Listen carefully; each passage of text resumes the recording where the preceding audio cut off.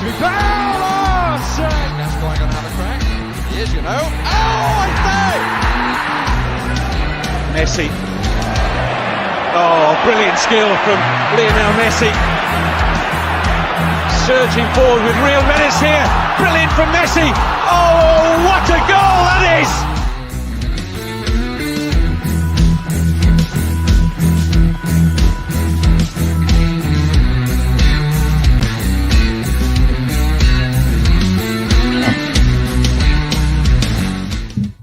Yes, good morning, Savva here from Football Heritage TV.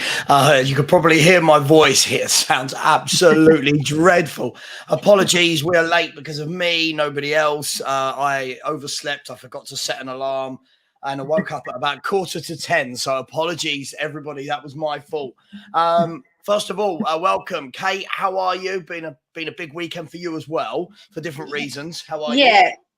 First of all, massive congrats on the stream. I thought it was thoroughly entertaining and the money raised was amazing. I'm still absolutely in shock that Alan smashed it out of the park with his rap. I cannot get over it. Yeah, not too bad. Bit emotional, so I'm not going to go into anything today or I will cry. But yeah, we're all alive and we're all okay. So that's the main thing. Yeah, I think breathing beats not breathing, doesn't it? Yes. Just a rumor I've heard. Big up, Queen Ellie Hoy be air. How are you, Ellie? How are we? I'm really good. Brilliant yesterday, Savva. Absolutely stunning. Everybody was on top form. It was so entertaining. I popped in and out, with my camera off. But the main thing is you were raising that money for that fantastic charity, and you've done a fantastic job, Savva. Brilliant. Not just me. Listen, I couldn't have done it. As I said in the group last night, I couldn't have done it without everyone that kept me going. Yeah. And listen, big shout out to Steve. That boy's got some stamina, hasn't he? Like, let's be fair. If you're a manager, you're picking Steve every game because he's going to give you he's going to give you 90 minutes and cover every blade of grass. But big up. Just don't get him to do a London accent. Yeah. I mean, we saw some shocking things across the 24 hours. Yeah. But listen, I don't think we lied. We saw some laughs, some joking. We saw people getting really heated in debates. We did a shirt giveaway that was then given away. We did some rap battles.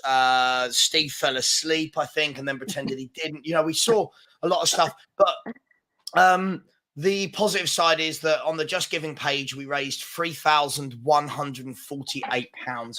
And on the YouTube side, we raised roughly £1,450. Difficult to tell until I get the conversions done.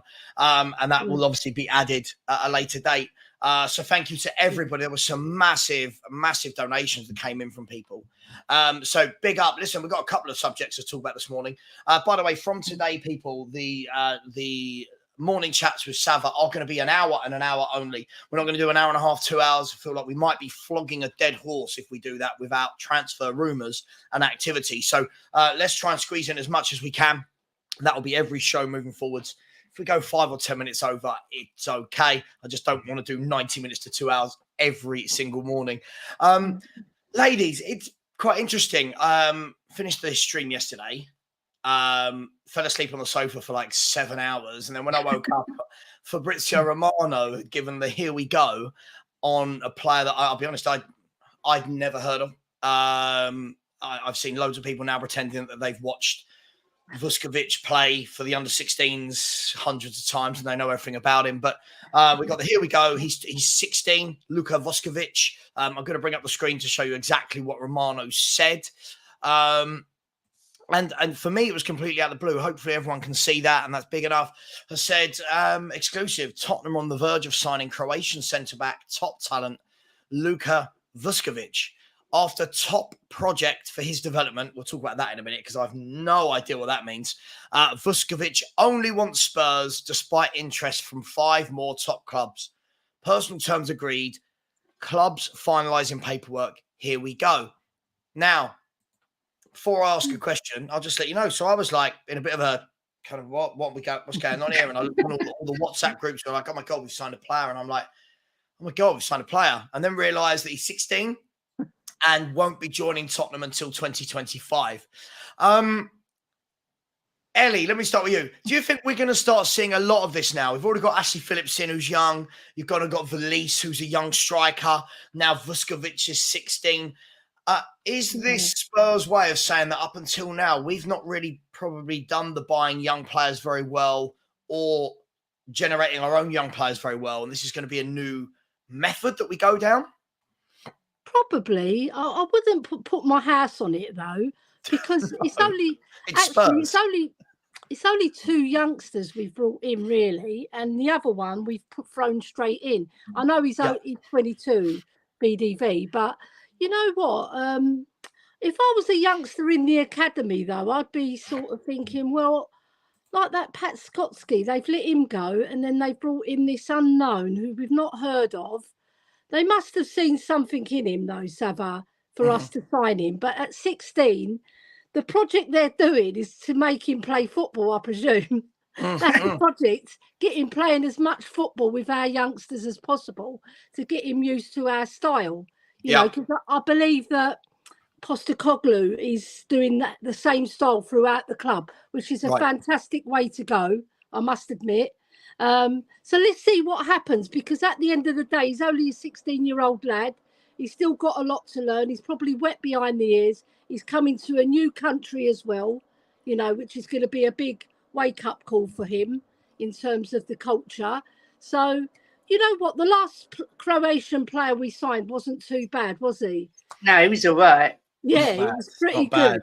Yeah. Yeah. I mean, look, for me, for me, Kate, sorry, really struggling to say. For me, Kate, it's good. I don't think any Spurs fan can sit there. I don't think we can complain about this. These are good things for the future. Obviously, I'm not going to sit here, Kate, and pretend I've seen this kid play for 30 seconds. I don't know anything about him. You'd like to think, though, if you're going and dipping into the market for buying 16-year-olds, that he's going to be a class above what we've already got at 16, and that there is a plan for him. Should this be something that Spurs fans get excited about? We've asked for a plan. Does it fall into excitement, or does it fall into promising, this is what we want to see? Well, first of all, I just want to say I feel a little bit dirty, because when I saw his picture, I was like, oh, he's lovely. And then I read he was 16. I was like, oh, my son's older than that. Do you know what I mean? He looks like an absolute man. He looks a unit, doesn't he? Exactly. You'd never know he was 16. So, I you know, I'm just putting that out there. But no, I think it's massively exciting. You know, bringing in the youth, building a young team. This is what we've all been waiting for. I mean, I agree with Ellie. It's a shame it's not someone from our own academy. But they've obviously seen something in this kid. Like we just said, he is an absolute beast already. And he's not finished growing yet at 16. So I think it's massively exciting bringing in the youth. I really do. And it's something that Ange is really sort of keen on, isn't it? Developing young players. So it's a shame we've got to wait 2 years, but it is what it is. Yeah, I mean, I think that's the thing, right? Is for me, I think this is really, really good, Ellie. What I don't want this to do, this and the signing of Ashley Phillips, I don't want this to detract from what the first team needs. I think it's really important. I'm not saying it will. I don't know. It does look very much like Postecoglou's come in and started throwing the proverbial weight around in terms of, hey, this is the direction I want to go. These are the types of players I need. What I don't want to see is Spurs fans now start saying in like the lead up to the January transfer window, oh, don't worry. Well, we don't need a centre back now because you've got Phillips, you've got Vuskovic. I still think we've got to make sure that first team is ready for the here, for the now, and that we don't rely on these young kids solely. Yeah, I agree with you, Savva, because at the end of the day, you do need experience in your team. And we should have got a centre-back that's experienced to hold those youngsters. Because Romero, although he's established now, he's still fairly young as a footballer. And so is VDV, and so is Udogie. Porro's got a bit more experience behind him, but not so much in the Premier League. I think this is his... It's not really actually had the whole year yet, has he? No. He came halfway through. Yeah, so we need to strengthen. And I said yesterday we need to strengthen that right back, because however good Porro is, right, he's still a little bit suspect. Actually, a lot suspect defensively. Yeah, He is getting better. He is getting better, But also we need that striker because Richarlison's just not doing it. And if we get an injury to Sonny, what do we do then? We've got a youngster to rely on, and that's it. So there's no strength in depth for people to come in or just to slot in straight away and fit that bill, you know. So I'm quite worried about it actually, because I know we won't get 9 injuries, but if we get a couple in key areas, it is going to affect us. Yeah, I think that's the concern, isn't it? That I think most people have had, Kate, it is going to be about the first 11. I think everyone pretty much looks at and says, yeah, I'm comfortable with that. You know, it's a good 11. Is it going to win a league? No. Is it good enough? Probably to challenge for top 4, 5. If it stays fit, yes. But the big question in all of this is the words that we keep throwing in, like if. That's the worry. But I suppose his first summer, there was a lot to do. Some of it's been done. Some of it hasn't. You wouldn't expect Levy to completely change his spots in one summer, though.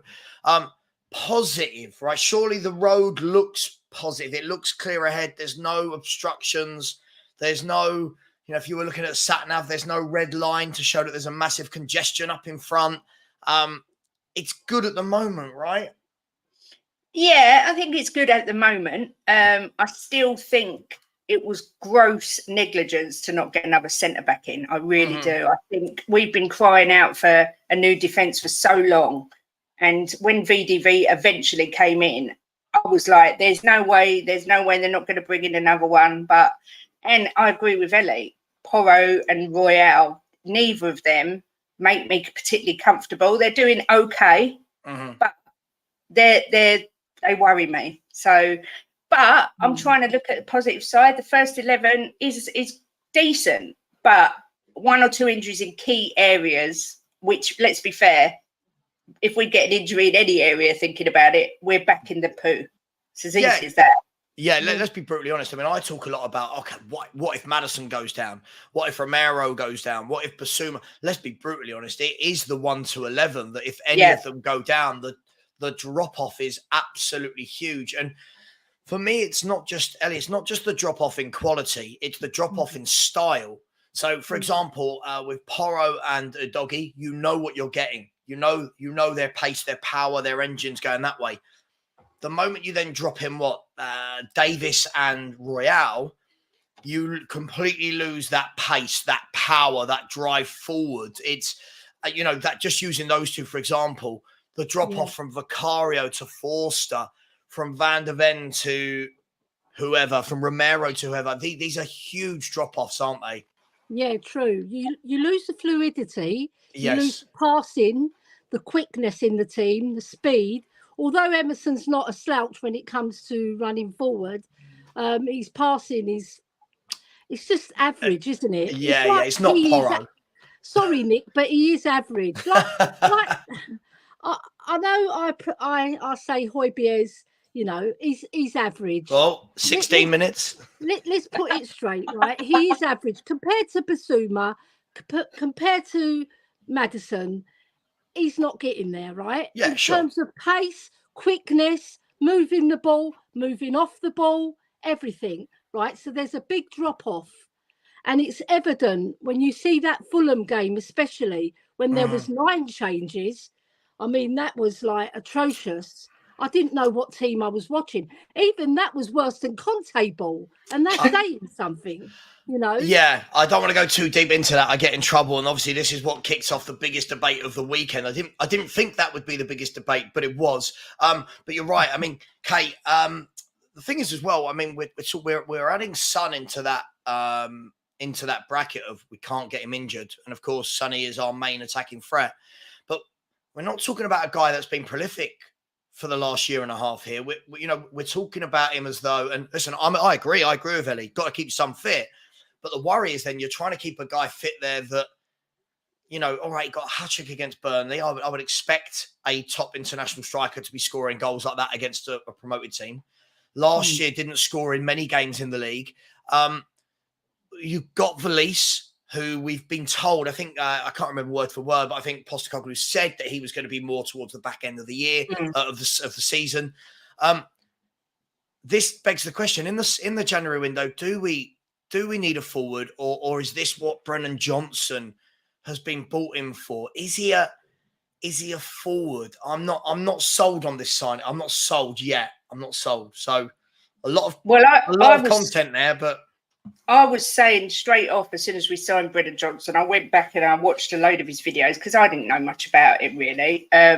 I think that's exactly what he's been brought in for, to play as a forward. I really do. Yeah, I do. He's so versatile. I think he's still young enough to be moulded into whatever he wants him to be. Ange loves buying in players that can play in multiple positions. Mm-hmm. So, I mean, everybody wants to see consistency from Sonny. You know, we don't know yet if this is going to start a role and he's going to start playing brilliant, or whether this is just a one-off and he's going to go back to being as he was. Let's hope that this starts off his season and he starts banging in them left, right and centre. But I do truly believe Brennan Johnson was brought in as an option to take Sonny's place if there's an injury, but he can also play on the wing if needed. Yeah, it's interesting, isn't it? I mean, look, Ellie, I just want to bring up these details for Sonny so we can have a look. Yeah. It's interesting because when we're talking about Son being our main striker, this is a role that he we could say he's had before when Harry Kane was out injured, but he's never really been the main striker for anyone. Like he has floated from that left and then dived into the middle. And you are getting a bloke that, listen, he's had good years, he's had average years, but he is our best striker. Is it a concern? I mean, he managed to get 10 league goals last year, you see there. He got 2 in the Champions League and then 2 in the Cups. So if we look at that, 10 league goals, the year before was 23, which is obviously the great year. Then before that, 17, 11, 12. Now, I suppose the question for me is, because those numbers are okay, 12, 11, 17, 10, they're okay. The question is, would those numbers have been higher without a Harry Kane in the team? And they were great numbers for a kind of supporting act, if you will. Or are these the numbers that we can expect to see from Sonny this season? What do you think we're looking at, injuries aside, Ellie? Injuries aside. I find that Son's got quite a consistent record. You know, it was only one drop off last year. So if you take that out of the equation, he's been fairly good for us, you know, in terms of goal scoring. But his assists are impressive. Mm-hmm. Look at his assists. But do you know what? With Sonny, he's never been a fantastic footballer. You know what I mean? I agree. He's not like a Harry Kane who can pick the ball up and spray passes, but he's effective. And one thing he is instinctive in front of goal. You see, when he got that Porro ball, his first touch, when he smells goal, he's at his best. He comes alive. When he's in and around the box and he's asked to hold the ball up and do little tricks here and there, he's not as effective. Right, so I like him in that middle role, and I think we'll see the best of him in that middle role. And I just want him to stay focused on just scoring, because with Sonny, when he was on that left, he was like being unselfish and doing all the things that he shouldn't be doing. Sure. And we got him wasted. Now we put him back in the middle. He's already scored a hat trick, so I've got a lot of faith in Sonny, right, to deliver, because in front of goal, I don't think there's a better striker in the Premier League when there's an instinctive finish. You know, he's like bang. Would you rather him than Erling Haaland in front of goal? Oh no, that would be. I'm just joking. No, He's a different beast. When I said that, I forgot about Haaland. Yeah, I think we all. I feel like Man City are so far gone from the rest of us that it's like we're playing in this league. But you're right, and I think that I mean, Kate, it's we'll go on to Brennan Johnson in a minute, because obviously that is a conundrum. It's not a bad conundrum. You know, you've added players in, it's good for place, etc. But I suppose that's the big thing now for Sonny is. We're all saying, some before were saying he has to play through the middle before the Burnley game. Some people are now saying he has to play through the middle. It doesn't matter, as long as everyone's got to that point. Pressure on him now. because what we can't see, and this isn't just about him, this is about all players, but we can't see a hat-trick against Burnley and then we go another 4 or 5 games without seeing a goal, right? We need to start seeing, I feel like with him, we get these superlative performances like we did last year against Leicester, where we all go, oh my God, he's just the best. Then nothing. Then a great performance, I seem to remember, against Frankfurt in the Champions League, maybe. Yeah. Right? And then nothing. For me, I don't care about the hat tricks. I want to see the ones, the twos, the one that, like, that's what I think we need to see consistently, Kate, from Son throughout this season. Yeah, I agree. I mean, I had someone say something the other day. They said the thing is, Sonny, we may have missed the best of him because we don't know if he would have been better playing down the middle where Kane has always played. Do you know what I mean? Son was never sort of the down the middle guy because Kane was always there. Yeah. I would love to think. I mean, I looked at Sonny's numbers there that you just brought up, and they actually, I thought they were higher than that. I was actually quite shocked. But then I suppose you take into the fact that we had Kane, as Ellie said, he did a lot of assists. I don't have as much confidence in Sonny as Ellie does. I don't know if he's going to be prolific enough.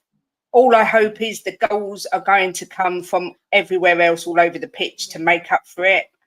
I will be surprised, and everyone will put me bang in the mud for this, if we get to see 20 goals off Son. 15 to 20, I'll be over the moon. But I don't think it will happen. And I hope I'm wrong. I really do. Do you know what, Ellie, I'll come to you on this. Look, it's an interesting point. I think the thing with Sonny is, I think in this formation, I think he'll be absolutely brilliant against teams like Burnley that want to play football. And ultimately, that could be Burnley's downfall, right? That they're trying to play the exact same way they did in the Championship. You can batter everyone in the Championship. In the Premier League, you're going to get picked off. I think the question is going to be, and this could be answered. This could be answered in the next week or so. When we play Sheffield United and they stick 10 men behind the ball, right? And we saw what Sheffield United did to Erling Haaland. Don't know if everyone saw, like, they, in the first half, how they got away without giving away 8 penalties. I have no idea. But they were tough. They were strong. They were kicking. They were pulling. They were pinching. It was like being in the playground. My question is, in those games, when Sonny hasn't got the freedom to run in behind, is he then the striker for that? Or is that where we will need a different profile of striker, a Valise, a bigger, more powerful, like a Vlahovic something? Is that where we might see what type of player Son can be and isn't through the middle? I get your point. I really do get your point. But I think he's not been the main striker, has he? It's only this season Sure. where we've just seen him without Harry Kane. So whether he steps up or not, it all depends. And whether he can adapt to those games where there is a low block, it's yet to see, because we haven't seen him as that main striker. So I have got confidence in him because he has got a good touch and he's got good mobility and he finds really good pockets of space. He does. He's quite an intelligent footballer in terms of running off the ball as well. So now we need the other players to pick him out and break that low block as well, because it can't always fall on the striker's shoulders. But having said that, he has to work a little bit harder and a bit more smarter to get round those low block defences. So I expect Postecoglou as well on the training pitch to do low blocks so we can see how he copes, and then drill him to make those better runs and make that space, and other players also to take the responsibility as well, Savva, to find him, because you'll always, even with low block teams, you'll always get a couple of chances here and there. It's whether he takes them as well. Yeah. No, absolutely. Just quickly, this comment from let me make sure I'm getting this right. For Earth Below. For Earth, but I was looking at For Art Thou. I mean, God knows where I'm going with that. Like going on Romeo and Juliet and all this. Yeah, For Earth Below. I'm going to put it down to tiredness. So where can people go to add your superb weekend efforts? Ben K, are you still in the chat? Is there any way you could possibly for me find the link? For me, I'd have to go in, find the link, and then go to a URL shortener. Please, Ben, if someone else has got it, please could you put it in the chat for me? Much appreciated. Yeah, I mean, Ellie, I'm going to stick with you and then go to Kate. Listen, that's where I suppose bringing Brennan Johnson into the fold adds a different conversation. Yeah. there are 3 theories knocking around about Brennan Johnson, the obvious theories. I saw a video the other day talking about why he should play from the left, which I'm not a fan of. I would like to see some of our wingers actually go on the outside. I'd like to see wingers that can actually beat a man and don't cut in at every opportunity. You've got the theory that he's just going to drop in for Kulu on the right and do exactly that at the pace. Then you've got the theory that he could play through the middle and his pace will be able to stretch teams. And then I suppose that asks the question, what then happens to Son? Does he go back out left? What do you think, Ellie, was the thinking behind bringing in Brennan Johnson, a player of that ilk, rather than an Orban, a Tony, a centre forward, so to speak? I think Kate hit the nail on the head when she said versatility. Because when you think about it, if you've got a player that's versatile like he is, and you've got a player with pace, it adds something to your team, Savva. You know, although his passing is not on point, I'm sure they're going to work on that, right? So I think he will bring a new dimension to our team as well, and he'll give a lot of defences a lot of worries. I believe he scored 8 goals from midfield, which isn't a bad return. And with better players around him, he'll have more opportunities as well.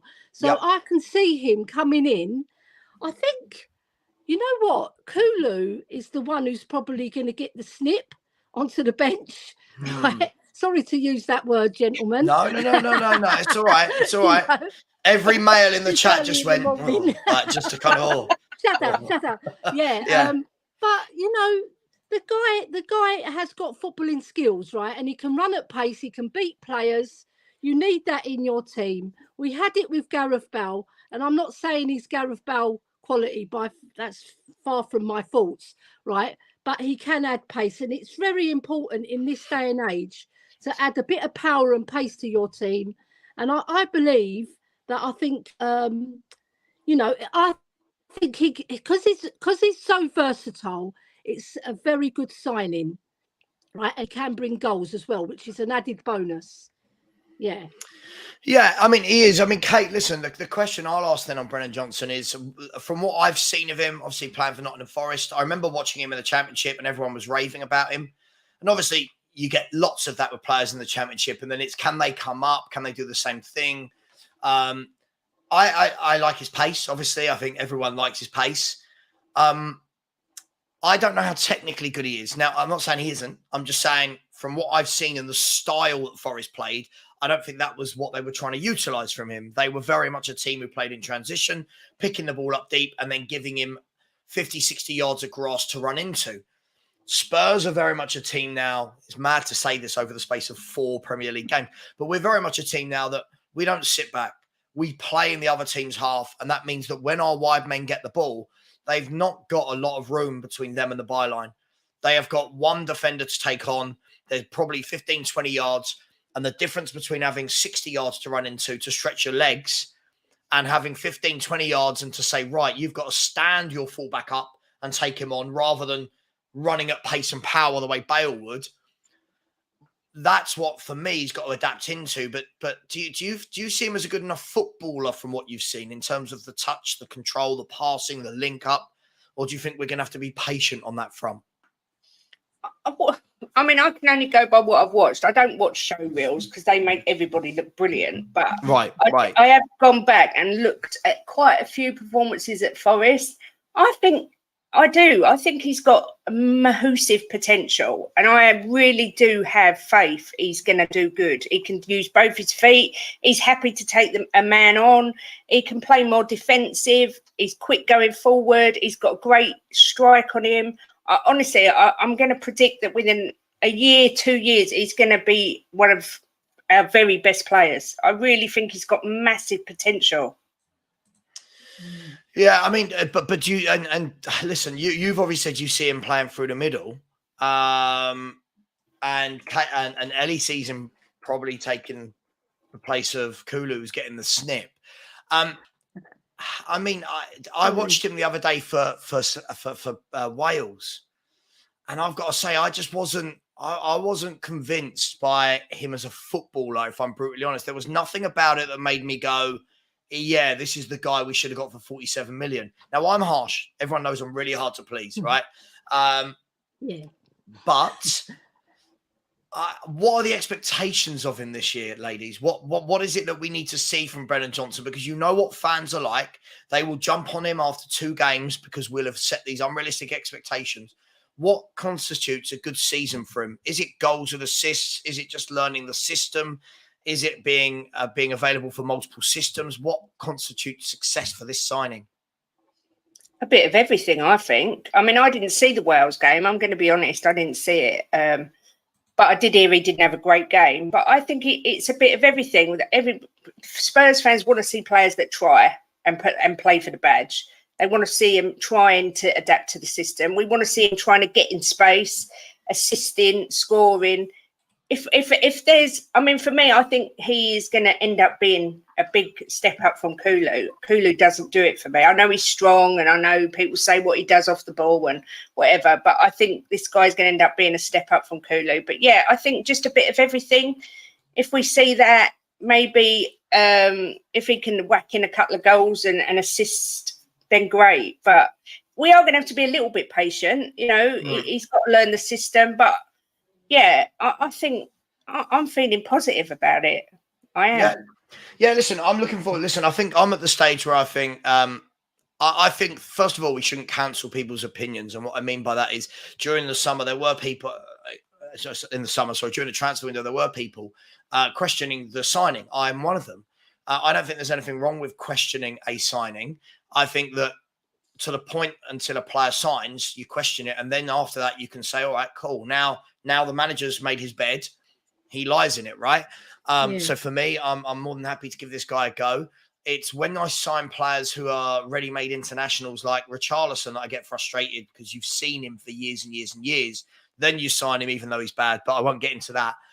Ellie, what's success for you before we move on to talking about one of our own? Yeah, with Brennan Johnson, I want him to improve as Just a whole. Giving link. This is the Just Giving link. Okay. Right, sorry. Just Giving link. What I want to see, I want to see him moulded into a player that can fit in our system, that improves all areas of his game, because he's not going to improve on his pace because he's already got that. He's got to improve on his passing, his ability to link up with certain players in our team, because he's going to be playing. Majority of the play is going to be, if he's on the right, he's going to be with Basuma and Sarr, right? Yeah. And possibly Porro, if Porro plays behind him, right? So he's got to build up relationships within the team, work hard, play for the badge, like Kate said, and also adapt his game to fit Angie's system in a way that will be more effective than he's done at Forest. Because, all right, he scored 8 goals, but we're expecting a lot more. I personally, from a winger, you want at least 10 goals minimum per season, all right, or more, right? But that's the bare minimum. And I want him to link up with Sonny as well and make sure that he's listening in training, that he works hard, impresses. And if he's going to get Kulu's place, he's got to work hard. Because although I've sort of dissed Kulu, he has got more attributes in his general style of play. He can hold the ball really well, and he hardly ever loses it. The only time he really loses it is when he tries to go on his right foot. When he cuts inside, he's brilliant. That's what I want to see from Brennan Johnson. But do you know what? They can play them both, really. They can actually play them both if he wanted to. But I don't think Postecoglou would do that. It's going to be one or the other. Yeah, I get the feeling, though, that in some way it will be Solomon that is the guy sacrificed. I don't know why. I just, we've seen football throughout the years where it feels like he's the easy one to go, oh, we did brilliantly, but sorry, come on, Solomon, you come and sit on the bench and he'll be an impact player. But we'll see. We'll see. Listen, I want to move on to over the weekend as well. Some comments were made by a certain Harry Kane. And it has made a lot of the fan base lose their minds a little bit. And all of a sudden, he's one of our own. Harry Kane will always be welcome back. He's a legend. Look what he did for the club. He's being replaced with comments such as, glad he's gone. He's dead to me. We don't need him. We're better without it. You know, all the usual kind of knee-jerk stuff. So I'm going to bring up the comments that Harry Kane made, and I want to talk to you ladies about whether or not they were actually meant in the way they were meant, if they're as bad as people think, or if we're just being over-emotional ex-partners, so to speak, which is, well, it's what I feel with some of it, right? So this is what Fabrizio Romano announced. It's easier for me to just use Romano, by the way. It's right there. So Romano announced, this was on Saturday the 9th, said when Kane was being interviewed, and he said, we wanted to win at Spurs, but if you went a couple of games without winning, it wasn't a disaster. It wasn't a disaster. At Bayern, you have to win every game. I'm just reading out how they're writing it, by the way. After winning 3-1 and 4-0 in the first two games, there was talk about not being too happy about the way we played. Top club mentality. Now, Ellie, I'll start with you. I'm the sort of person, I look at things like this and go, I just don't care. Like, I'll be honest, I don't care. Footballer being interviewed, wow, who cares, right? Some of our fan base give a real shit about this, right? Some of our fan base really care. I'll give you an example. Yesterday, I scribbled out the name. But this was somebody on Twitter was like, Harry Kane feels pressure to beat Farmers, straight away knocking the German league, but didn't feel pressure to win the hardest league in the world. I'm not sure when we were meant to have won the league, but okay. Says more about him than it does about Spurs. Glad he's gone. Now, Ellie, that was mild. That was a mild one of the selection that was sent to me. There was a lot of swear words. There was a lot of profanity. Is this all a lot to do about nothing, or is Kane being a little bit naughty here? What do you make of this? The thing is, right, he's saying roughly what Conte said, that we don't handle pressure, that we don't, if we lose 2 games, it doesn't really matter. But I mean, it matters to the fans because you've seen the reaction, don't you? So he's sort of rolled up the fans in a way, he's rubbed us up. But having said that, I can see where he's coming from, but, you know, you go on that pitch to win, don't you? Don't you? You do. Big club or small club, do you think Sheffield United don't go on that pitch? Right, and clubs like Burnley don't go on the pitch to win. Of course they do, but they don't always win, right? When he said Spurs, it didn't matter. Well, you could see it mattered to the fans. And for him to say that, he's just rolled up the fans. But you know what? If that's what he saw, he's only speaking from what he saw and what he heard. Yeah. I mean, you know look, what I mean? There must be some truth in it. Yeah. Look, I think this is the interesting thing, right, Kate? Conte comes out and has that press conference where, for me, I completely disagreed with the tone of the press conference, threw every single player and person at the club under the bus. Fine, cool, get it, but do that in privacy, right?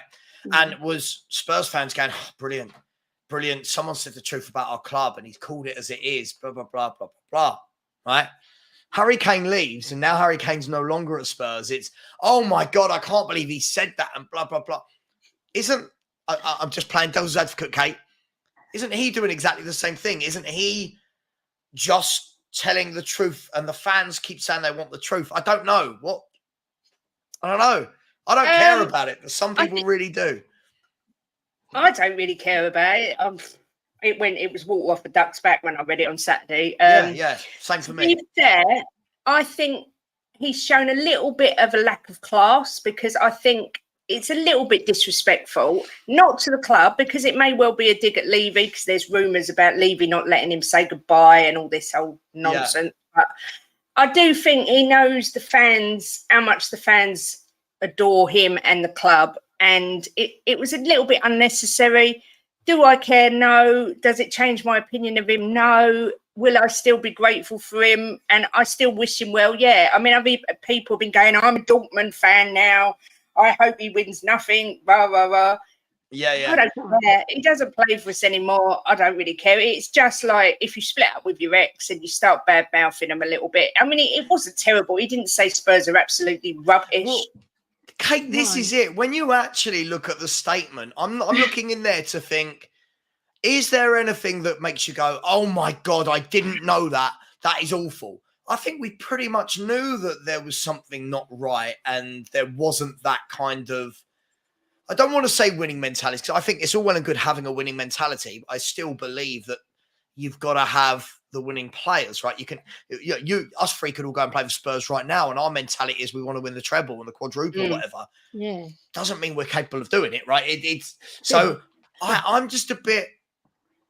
I don't get it. Like, I don't know if this makes me a worse fan than other people, but those sort of words from an ex-footballer at our club, not one bit of it makes me go, oh, I feel less about Kane. He played for us. He scored hundreds of goals. He's moved on. Thank you very much. We've moved on. Done. What are we crying about here? What's the problem?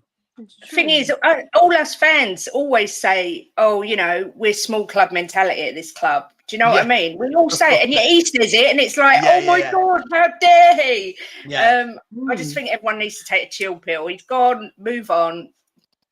It is what it is. I want to ask a question. By the way, Ashley in the chat, whoever you are, dude, you've got to relax. You've got to relax. Like, every comment is about Richarlison, and it is regular. Like just look, you've got to relax, dude. It's okay if you like Richarlison, cool. Many people don't. Just take a chill pill. Look, I think the thing is, for me, this is my theory, Ellie. I might be completely wrong. I think a lot of people looked a bit silly in the summer because of the way they were belittling Bayern Munich, the way that they were a little bit arrogant to the point of, well, why would he go to Bayern Munich? Talking about Bayern Munich as though they're Swindon Town, one of the biggest clubs with the biggest histories in football. Why would he go to Germany? It's a farmers league. They win it every year. The same way that Man City are starting to win the Premier League every single year, right? And it was, the goal record would be more important, Ellie. The goal record.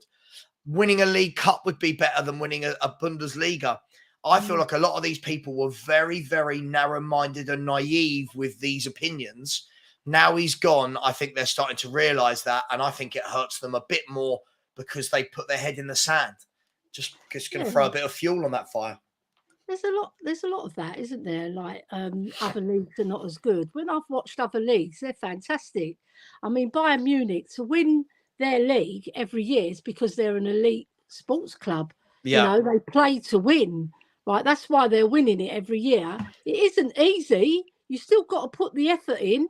Yeah. You still got to play whatever 38, 40 games to win it. So what makes it any less than a Premier League title?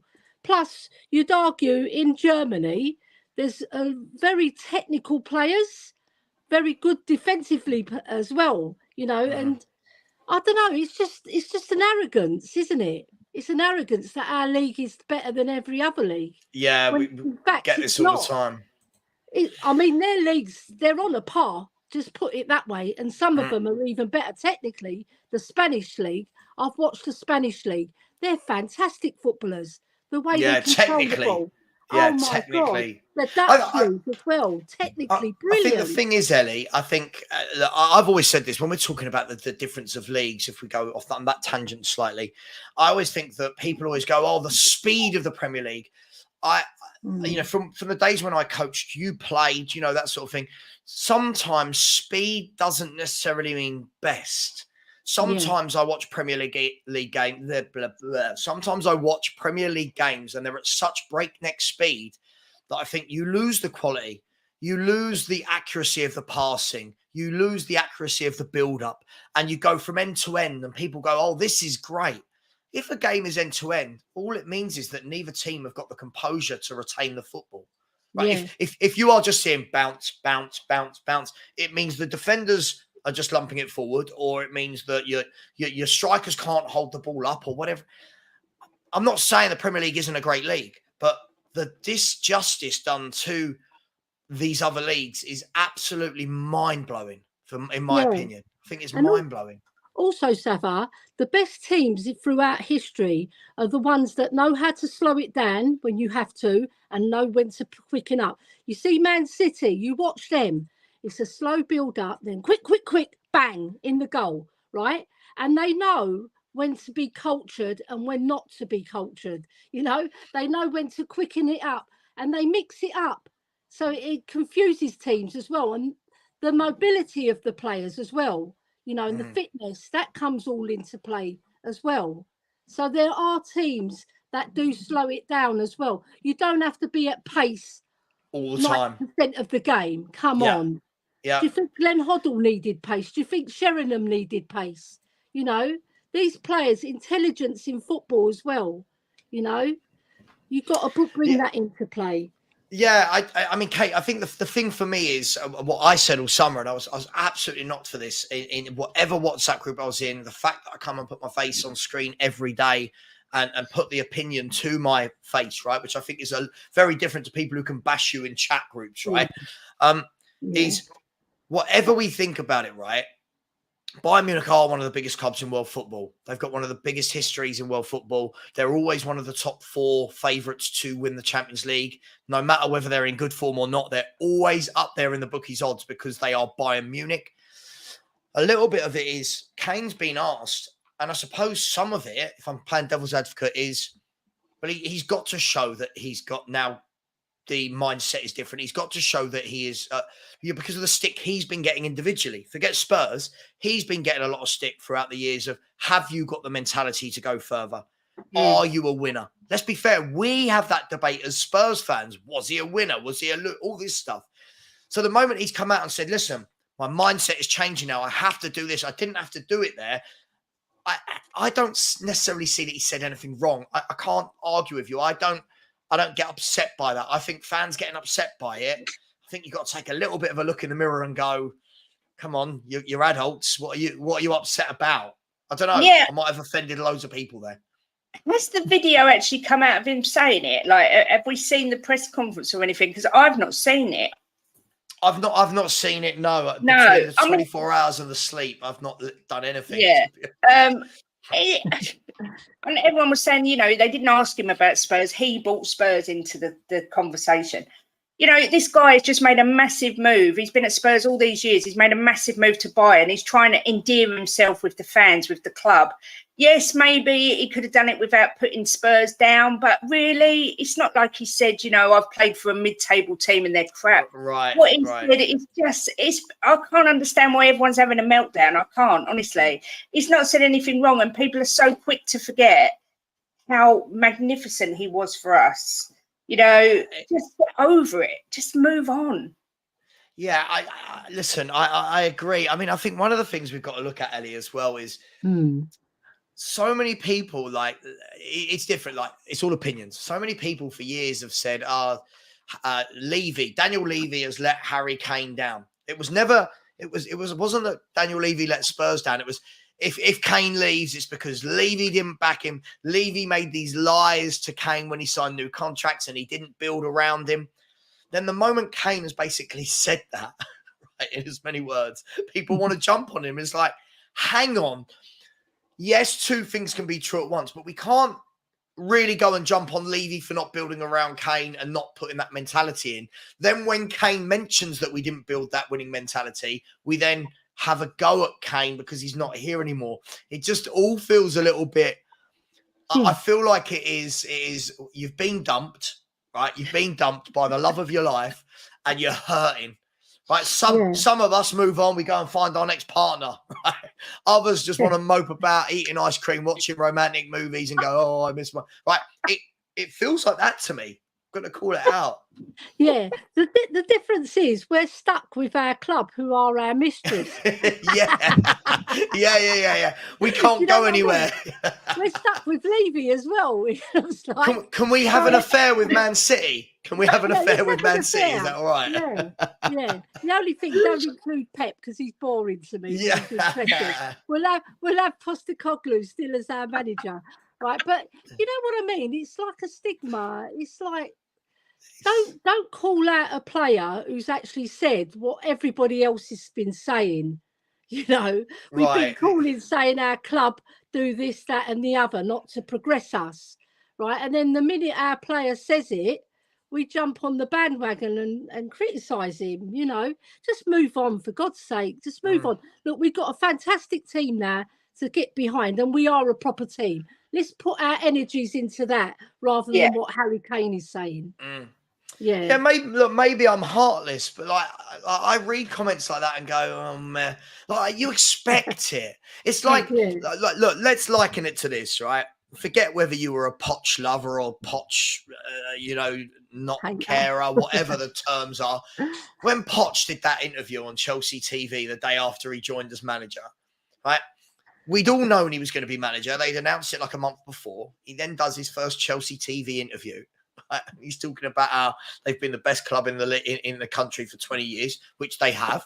Like in terms of trophies, they have. And everyone loses their mind. Oh my God, he was Spurs. He's dead to me. What do you expect he's going to say for Chelsea TV in his first interview as the new Chelsea manager? Do you think he was going to turn around and go, I just love Spurs so much, and I wish like what are we hoping for? If I go down the pub, Kate, if I go down the pub right now with my missus and I see my ex, which would be weird, I've not seen her for like a decade, and I see my missus with another bloke, right? What am I? Do you know what I mean? Am I going to go, oh my God, look, there's my ex. Oh my God, I wish I hadn't have married you. Look, that's my, like, what? Like, no, you'd go, oh, the ex is over there. Hey, you okay? You move on. We are like, oh my God, he didn't say Spurs are the best team ever. What? Like, get a grip. Like, it's like working for Asda, going for a job interview at Sainsbury's and saying Asda's just the best job ever. I just want to be there. Come on, people, please. I mean, he's moved on with his life and he's trying to endear himself into their culture. Do you know what? We'd all do it. We'd all do it at the end of the day. He still loves Spurs. People say, he doesn't. He's this. He hates us or whatever. He's been there for most of his life. Just draw a line under it and move on. It's just so funny. It's so emotional. The fan base gets so emotionally attached. When people say things like to me, like nobody's having a meltdown, you want to see the list of Twitter screenshots that was sent to me yesterday. I'm not on Twitter. The list of Twitter screenshots, and I'm going, wow. Like, so this, I don't like it when people try this. Nobody's, as though I'm doing clickbait. I'm seeing people melt down. I'm seeing people melt down the same way I was about Poch. The same way James Maddison's giving interviews in a Tottenham shirt saying, I'm so happy I've joined a massive club. When I looked at Tottenham, every part of it just felt right. What's he meant to say? Do you know what? Yeah, look, they're not as big as Leicester, but I wanted to join. What are you meant to say? What are you meant to say? Come on. I mean, look, for the person that said people aren't having a meltdown, this was mild. This was a mild one. Glad he's gone. I bet this person was not saying this 2 months ago. I guarantee you this person 2 months ago would have been having a go at people like me for saying, I think Harry's going. Like, I get it. He's going. They would have been going, oh, you're negative. You don't like Spurs. You want Kane to leave. And now it's, I'm glad he's gone. I just don't get it. It's hilarious. It's the way of justifying themselves, Savva. It's the way of justifying the way they're feeling. Like they realise they're wrong, but they're hiding behind their wrongness, if you know what I mean. Yeah. They just don't want to admit it to themselves. Because Kuva, I'm going to disagree. I mean, we can see it as a cheap swipe. I see it more as optics. I think in this day and age, ladies, that every time they go into an interview or whatever, they're going to be told by their publicist and their press officer and stuff, look, how are we going to get more kudos? How do we get the people to like? I know this sounds awful, but the world shouldn't be like that. But that's what it's all about. How do we get views? How do we get people to jump onto the Kane brand? And for me, I think I don't think he is cussing Spurs. I think he's saying the difference between being at a club like Spurs and being at a club like Bayern Munich is this. Now, I'm sorry, but isn't that the complete truth? We're not Bayern Munich. There is no ramification for Tottenham for not winning. We've seen that because Dyer is still here for 10 years. Lloris has been here for 12 years. Sanchez was here for 7 years. Lamela, there is no ramification for playing badly at Spurs. He's just said the truth and everyone thinks it's bad. I don't get it. I don't get it. The thing, like, however glorious our club is, we can't compete with Bayern Munich, Oh, they've Gaz, won 6. sorry, I'm gonna put you in a timeout, Gaz. At the end of the day, I'm not having a fit over fans' comments on social media. I'm bringing them up. I'm a social media content creator. If I don't bring up idiots like your comments, then we've got no show. We've got no content. If you can't understand that, then I can't have trolls like you in my show. Everyone's being nice. Everyone's having a good chat. And then people like you have to come in and lie and be idiots. So see you later, mate. Sorry, Ellie. I can't stand trolls. They ruin everything. I think with older fans like me, because we've seen a lot of good stuff at Spurs, right? And now we've basically nothing, right? So, and then you compare us with Bayern Munich, who've won the Champions League 6 times. They're an elite club. You can't go away from that. So he's just saying they're an elite club and we're not. We were when back in the 60s when we were winning, but we're not winning anymore. So we can't call ourselves an elite club. We might be a big club in terms of stature, in terms of support, you know, and worldwide notoriety. Yes, we are, but we're not an elite club, because an elite club wins things and we're not. We've only won 1 trophy in 22 years. That's atrocious.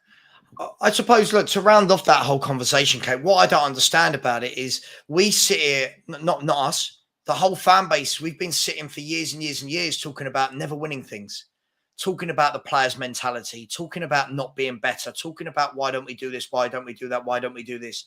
The moment somebody from within comes out and calls it, it's offensive. I don't get it.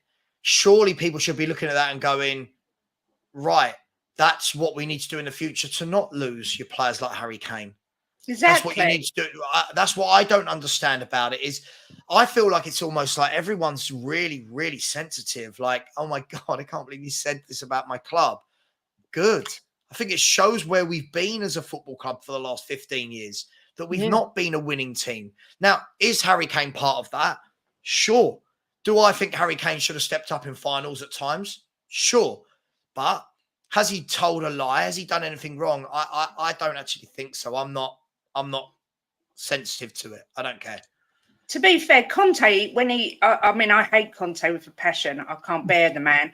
But when he came out in his press conference, he'd done it entirely the wrong way and it was awful. But everything he said was the truth. Mm-hmm. Everything Kane said, he hasn't destroyed the club. He hasn't put anybody down. He's just spoken the truth. Anyone who believes that we are an elite club at the level of Bayern competing for Champions League trophies is deluded. So for me, I just don't get why everybody has a meltdown. We, as fans, we all say whatever we like. We can slag the club off, we can slag the players off, we can slag mentality, the board. But when someone who leaves the club says it, a legend of our club says it, it's just absolutely the worst thing ever. You know, everybody's distraught. You know, I can't get my head around it. I really, honestly, I can't get my head around it. It is just like you're bitter against your ex. Move on. They've moved on. They've got a new club. We've got a new team. We've got a new manager. We've got a new style of play. Just move on. It is what it is. That's just what football is. People move on. Just get over it. You're always going to have sides, right, Ellie? Now, I'll take you back to another player that said something not like this, but in a similar vein, would have been Danny Rose. When Danny Rose was actually still playing for the club and made the comments about, I need to Google the players that we're signing, and, you know, kind of tongue in cheek about, let's be fair, what he was actually saying was we don't strengthen with top players. That's what he was saying, but he went a roundabout way. And I remember at the time, 50% of the people lost their mind. Oh my God, he's dead to us. Get him out the 11. Oh my God. And other people were like, that's what we think. That's what we've been saying. Why is it always so 50? Do you know what I mean? Why is there always such a you're on this side of the wall, you're that side of the wall? Why can't people look at things like that and go, meh, move on, we're doing great with Postecoglou? I don't understand it. I agree with you, because we're all human beings at the end. We're full of emotions, right? So sometimes you can't blame people, and sometimes you can when it's too OTT, you know, and it's too left wing. But coming back to what Danny Rose said, he basically said we didn't put the furniture in. Yeah. But and what were the fans saying? What were the fans Yeah, saying? we were saying the same. We were saying the same Exactly thing. the same. And then he was hated. Yeah. He's saying exactly what we're saying, right? We're not investing in the team. We're not buying the players that are going to take us to that next level, all right? But now I think the club has stepped up a little bit. They just do what my brother said. My brother, I've got 7 brothers, but one of them is my youngest brother. He always phones me up, Savva, and we have really good football chats. And he said, Daniel Levy just makes us relevant. Just enough to make us relevant. Right. And I agree with him. Sure. Right. Sure. Like we never go the whole hog and actually get ourselves in a position where we can push and win that league, you know. And what he said is exactly what we've said for years, not just now, for years. I think you're spot on. I think one of the key things is somebody said, I can't remember, one of the content creators, I can't name them. I work with so many people, I have no idea who said it, but they were basically saying that, have you ever seen a club talked about as much as Tottenham Hotspur without the success? Let's be truly honest about this. I know people will get offended, but Arsenal, for decades, they win leagues, they win cups. When they're not winning, everyone says they should be because they're a massive club and what's happened, the invincible, blah, blah, blah, right? I get it. Man City, huge. People talk about the money. It doesn't matter. They're there. They're one of the biggest clubs in the world now. They spend, they win, they play great football. They're talked about. Man United, the fallen giant, basically created the Premier League. Like they were the Premier League team. And then what's happened? Waves of emotion. They're talked about. Liverpool. I don't need to explain them. Chelsea, all the money they've spent, massively talked about. Then in and amongst that, Spurs are always talked about as the 6th club. And in and amongst all those other clubs you just mentioned, we don't win things, right? We don't sign world-class players. We don't win things, but we're always in that conversation, Ellie, because the club does enough on the outskirts of all these deals we do, of the stadium, of the hoo-ha and the getting in the managers like Conte and Jose, just enough to keep us relevant in that conversation. But realistically, we shouldn't be in that conversation for me, but they keep us there. Yeah, it's true.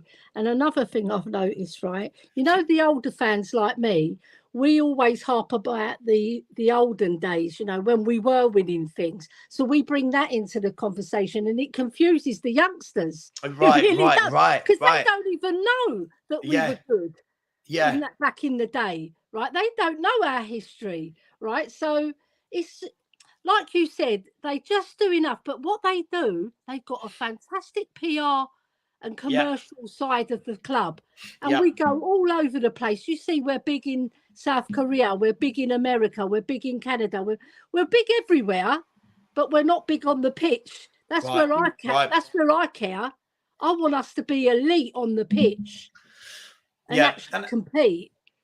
Yeah, and I feel like it's a really interesting conversation, Kate, when you look at it, because look, fans, listen, when you look at football fans, to our core, we're biased, we love our clubs, we'll do anything to defend them, sure, of course.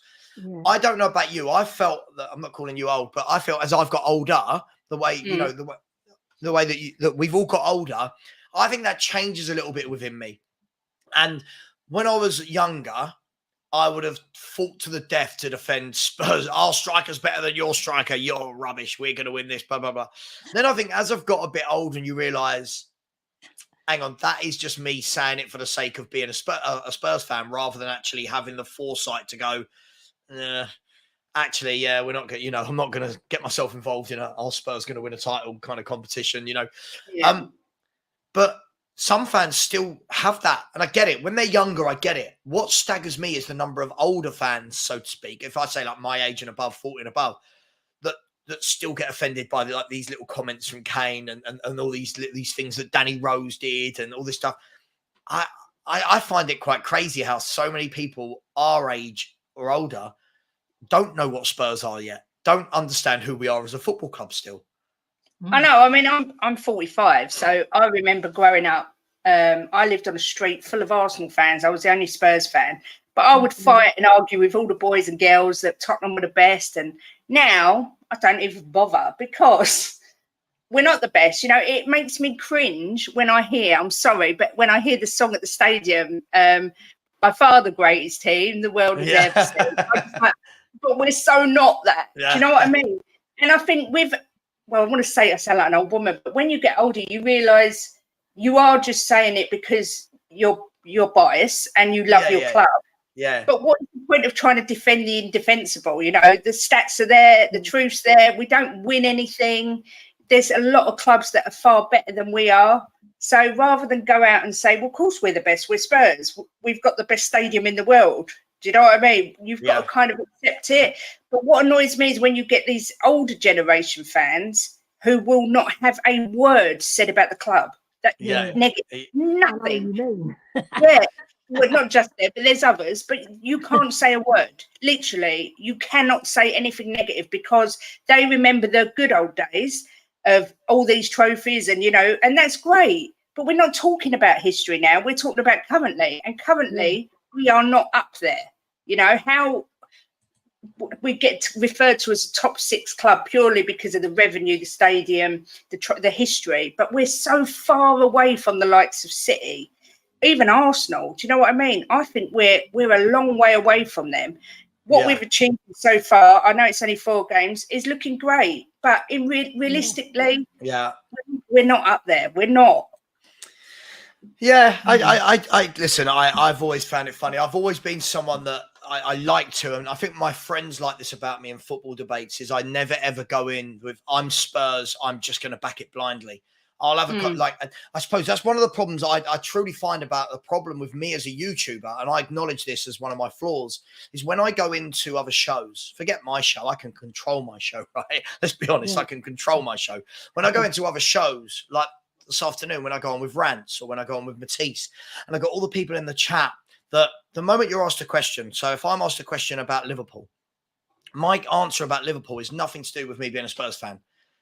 What do I think of Liverpool as a team is going to be an answer for me as a football fan looking in. Straight away, all you'll get in the comments is, oh, gosh, shut up, you're Spurs. When did Spurs win anything? Spurs. It's like, what's that got to do with this? And that's why I like having the conversation with the older generation of fan that don't need to just constantly bite. Arsenal fans are the complete worst. Arsenal fans are the worst. If I'm asked an opinion on Saka, they can't respond without going, oh, what about Kulu? Yeah, well, watch what I say about Kulu. It's not like I've not once said, oh, I don't think Saka's world class, but Kulu over here is. It's a strange world we live in football. It's like poking a friend, isn't it? You poke somebody you don't agree with, right? They'll dig at you, right? That's how it is in society generally, you know. Like, offended by everything. There's no foresight. You know what? I made a really funny comment the other day, right? I said, with Man City, right? First they got the money, then they got the power, and then they got, well, in that film, Scarface, you get the girl, but in their case, they got the trophies, right? That's what all clubs have to do. You got to get money because money talks nowadays. Yeah, it does. Right? It does. I know some clubs haven't used their money very well. But look, Man City, they've built, like I heard you say the other day, Savva, which I was totally agreeing with, about the structure and the building. Yeah. Right. And I think Spurs have started to do that in terms of what Postecoglou's going to bring to our club. You've got to build, so the fans have to be patient. Just like Man City fans were when they didn't win anything for the first season. And then they exploded because you've got Pep there. Who's playing that style. So we got to be patient, but hopefully we can turn the corner and actually win something. Even I think the key thing, Ellie, and we will finish up in 5 minutes, but I think the key thing for me, Ellie, is, you know, we can start to build under Postecoglou. I think for me, it goes deeper than Postecoglou. I think that they've got to make sure that whatever these decisions that are being made for these young players coming in, for the style of play, I want to see that we do that now for 3, 4, 5 years and implement. Yeah. And I think this is what gets lost with a lot of people. For me, I'll be honest, I think so many football fans, they literally can't see past that. They really can't. So when people are talking about Man City, oh, they just spend money. Have a look in the background. What are they actually doing at the club? Have a look past this signing Vardial. Have a look how they're raising profits by what they've implemented. They've built the best academy in the country. Yeah. They're then selling some of those academy players that have played 3 games for the first team for 30 to 40 million. Right. That allows you to then go and spend more money. That allows you to keep bringing players through. That gives other players in the youth team that trust to know, if I work hard, if I keep developing, there is a pathway for me to either get into the City first team or to go out to another club. And I want to see that being implemented at Spurs as much as I want to see the nice football on the pitch. Right? And that's where I think football fans, for me, don't see past the end of their nose. What's the bigger picture? Yeah. Not this year, can we finish 4th? Because this year, let's assume, ladies, we finish 4th. Everyone will turn around and go, oh my God, see the club, they've changed, everything's great. That doesn't tell me we've changed. We finished 4th. What tells me we've changed is finishing the top 4 or 5. Now, what are we going to do? Are we going to still then plug loads of money into the youth setup? Are we going to add more scouts? Are we going to give Postecoglou new 5-year contracts and let him stay here for 5, 6, 7 years? These are the things I want to see, Ellie, not just, we're doing well on the pitch for 4 games. Do you know what I mean? It's like an elite model. You've got a model that you put throughout the club, not just from the first team down to the grassroots of the club, all right? And then you implement it all and you get the right people promoting every single angle of what you want to achieve in football, all right? And bringing those youngsters through, selling the ones that maybe not quite up to the scratch, you know? Yeah. Don't be sentimental like we've been for years and years. Yeah, absolutely. Holding on to players that we shouldn't have, right? You've got to get that model elite and then you can push on. It doesn't always necessarily mean that you're going to win, but it bloody gives you the best chance of winning. Yeah, and Manchester City have proved it. Kate, everyone on the same page, I think is a massive thing as well. For years at Man United, when they were sensational, Fergie, everything was run his way. The club signed in the same style every year. You knew what you were getting. They knew when to move players on, and it was great. At Tottenham for years, what we've had, I feel we've had some good teams down the years. And I think people then get carried away. Like, oh my God, it was amazing under Poch. I think, well, we were good on the pitch under Poch, but still in the background, there was nothing implemented to help the youth come through. There was no good site. There was no structure of signings. There was no, and that for me is what I, as a fan, I really need to see this now, that this isn't just another new manager that excites us for a little bit and then loses his way because he's not backed. And I don't just mean backed with signings, but backed with implementation. Yeah, I mean, our scouting historically has been absolutely shocking. So that's a massive part. Also, I don't even remember the last time we've sort of had a few players come through the academy that have ended up being absolute superstars. I mean, you look at Chelsea, they bring through their academy players and they sell them on when they're finished with them and they make fortunes, and we just seem to have flops. So it needs an overhaul from down to the bottom to the top. I mean, they was talking about bringing in a director of football. That's all gone quiet again. I know that Postecoglou was saying he's looking forward to them coming in, the director of football. So I thought maybe they had someone in place, but that's all gone a bit quiet. But yeah, I agree. Something needs to change. Levy needs to step away from the football side. We all know he's not going to be going anywhere anytime soon. All the while he's building hotels and tower blocks and everything else. Right, yeah. And who blames him? He's got money pouring in, so you've got to make peace with that. But he needs to bring someone in to take over the football side and restructure it from bottom to top, grassroots level, right the way up to the top. Get proper scouting team in place. When you think about Brighton's scouting team, I mean, they're just unbelievable. They find gems every single season. And I don't know how they do it, but they do. Until that happens, the culture of the club's not going to change. And I think if that did happen, you would find the fan base starting to come back together, because I understand the Levy outers. But if Levy was less involved with the football side and had a separate involvement with a new director of football, whoever it may be, you would find the fan base become more united. That's my opinion. Maybe I'm living in cuckoo land, but that's what I think. No. I think you're right. Look, you know, as I said, like with the whole Levy out thing, and I do want to wrap up the show in a minute. For the whole Levy out thing, I've been Levy out since 2007. But again, as I've got older and realised that there's a difference between wanting someone out and what will actually happen in reality. And as you said, all the while they're building these business. Listen, Spurs isn't a football club anymore. We're a global business, and all the while you see these new. Listen, I'm not saying I agree with it. I don't agree with it. All the hotels being built, golf courses being built, Formula One, whatever, the concerts, the NFL. I sit there and I think that they're really not just going to turn around and go, "Oh, the fans are unhappy. All right, let's move on." It's just not. It's not going to happen. And to Ellie's point earlier, they've done just enough. They've done just enough that they've got the backing of a lot of the fans as well. So it's not like we're a team that is in a relegation battle every year, but we've got this lovely stadium and Formula One. We're a team that more often than not, we're in Europe. Well, my last 20 years, I think it's just 2 years maybe we've not qualified for Europe. So they'll say they're doing well. So look, I don't want to get into a massive debate on that. So look, we will leave it there. Big up to everyone in the chat. What I will say is I haven't asked once throughout the last hour and 20 minutes. So please smash the like button on the show.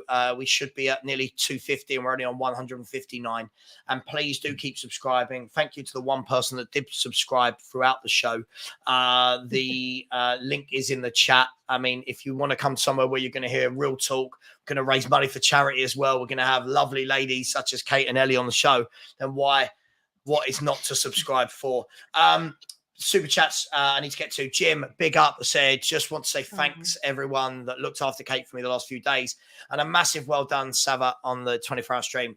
Jim, big up. Listen, you and Kate, massive part of the community. So as far as I see it, everyone sticks together in whatever way is needed. So thank you very much, Jim, and I hope you feel better soon. Strasbourg Steve has said other leagues are just as good as the Premier League. I'll go to bat all day, every day for the other leagues. Steve, I agree with you. I watch a lot of the German league. I watch a lot of the Italian league, Spanish league, the Dutch leagues. There's some good players, good teams, some good football being played.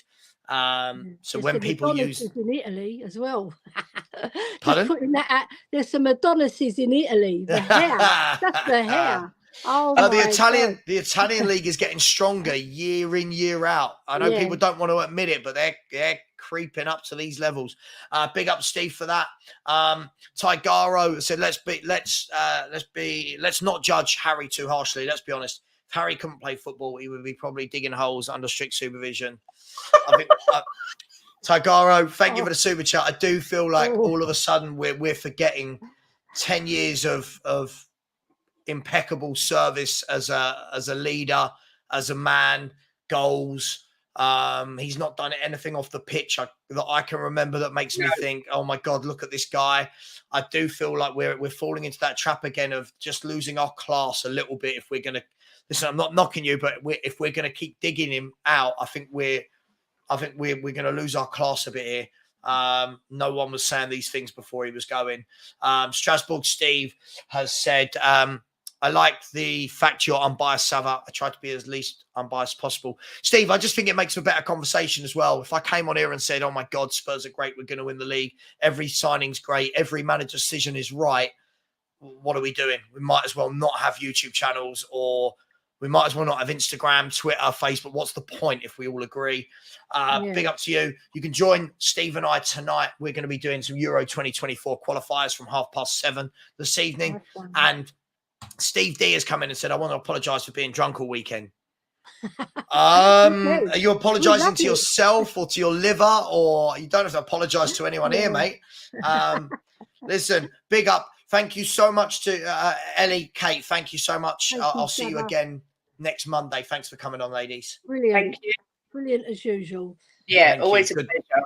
Always a Good pleasure. talk. By next week, we'll have had another game. I'm sure loads of other stuff would have happened in the world of Tottenham. I'll wait for that match. And enjoy. Be a good test for us. Good test for us. But please keep smashing the subscribe button. We'll see you later. And if anyone would like to watch my video at 2 p.m, it will be about Harry Kane. So that will, I'm sure I'll get a lot of abuse in my YouTube comments. Take care, everyone. See you soon. And as always, come on, you Spurs. Come on, you Spurs.